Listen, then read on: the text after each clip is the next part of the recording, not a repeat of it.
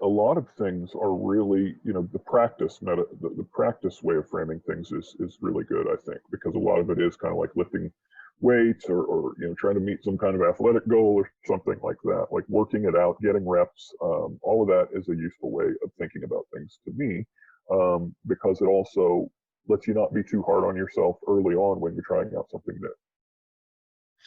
Yes, that's a great point. So you've really made a shift away from perfectionistic thinking, where it like started as like maybe in therapy that's going to be a threat because my therapist is going to try to get me to act differently than I want to act and not understand what my goals and values are or something like that. So, and you've gone all the way to shifting it towards I'm going to live differently and I'm going to be excited about the practice of living differently.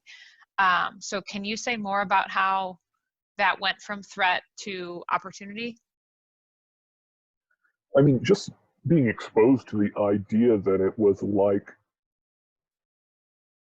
lifting weights was good. I mean, that was like a big revelation at the time. The first time I had heard that, just the idea that it was it's okay to not be great at it the first day, and that actually, if you work at it, you kind of build up your skill level, you build up the muscle.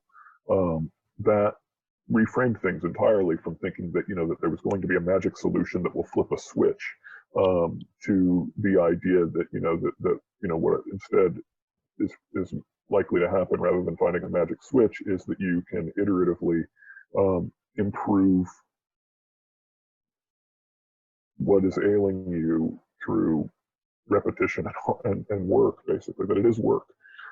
So that coming to terms with that was really helped out by talking about it like it was working out, or practicing your 3-point shot or something like that. Great. Yeah. And the other thing that I want to comment on that I think is a really good metaphor is the difference between soreness and injury, where if you grew up thinking that if you were sore after you were running around, then that was a problem, there's something inherently wrong with you and that you're weak, you might find any kind of exercise aversive.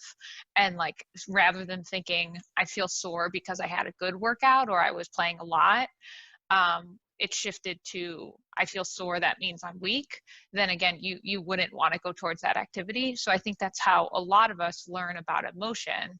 Like if I'm feeling anxious, if I'm feeling sad, if I'm feeling angry, that means I'm weak, rather than it's okay, it's normal, natural, healthy, and adaptive to have all of those feelings, and actually having those feelings, label them for what they are, and practicing working with them effectively might be painful, but it's more analogous to like soreness than it is to injury. Do you have thoughts about that? Yeah, no, that's really good. It's like the idea that I also like the framing of like that it's not that when an emotion enters, the first question shouldn't be like what's wrong with me, or just that's not a useful way to frame things necessarily. The idea like normalizing, everybody's internal experience is going to feel. I mean, it seems quite understandable to me that a person's internal experience feels abnormal to them, since they only have access to their own internal experience, right?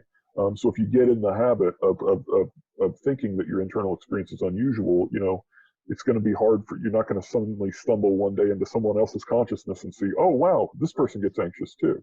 So there's a bit of a leap of faith there, but it's also pretty reasonable, right? To think that anything I feel, probably people feel that every now and then, and that maybe the main difference is that they don't have a huge negative reaction to that feeling or thought coming in. Mm-hmm.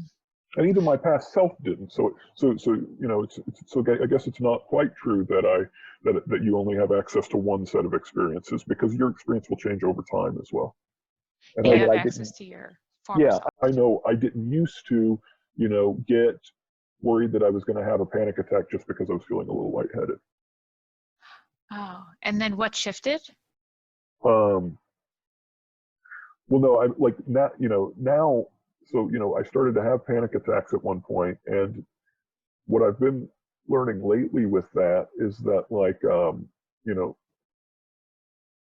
and what causes them are certain physical symptoms, or what triggers them are certain physical symptoms.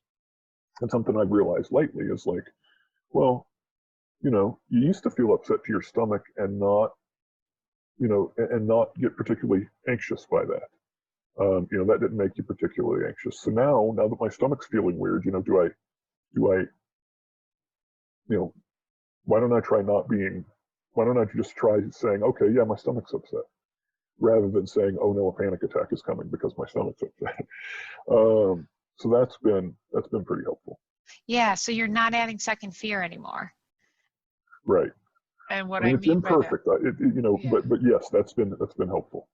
And let me just explain that a little bit more. First fear is your automatic reaction. So the fight or flight response, your heart is racing, your stomach drops, your muscles tighten up, blood shoots out to your arms and legs, you stop digesting, your breathing changes. When your breathing changes, some people get tingly or dizzy. And so and you have catastrophic sticky thinking. So that's like first fear. Second fear is, oh no, what does this mean? Why is this happening? And what do I need to do to make it go away? And so it Right. sounds like you still have something that is akin to a first fear, which might be like your stomach hurting a little bit, but you're not adding, oh no, what's wrong with me? Right. Yeah, exactly. Is there anything in particular that helped you get there, or did you just put your reps in, so to I speak? think the reps really, really helped. And again, that little key idea was kind of useful. Just that, like, that an upset stomach doesn't have to mean a panic attack, because for most of my life it did not.